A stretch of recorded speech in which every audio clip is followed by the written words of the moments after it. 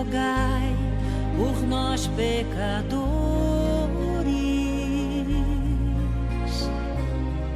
junto a Deus Pai, e livrai-nos do mal e das dores.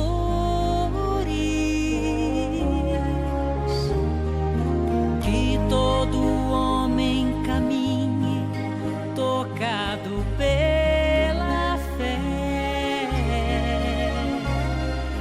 crendo na graça divina, esteja como Ele.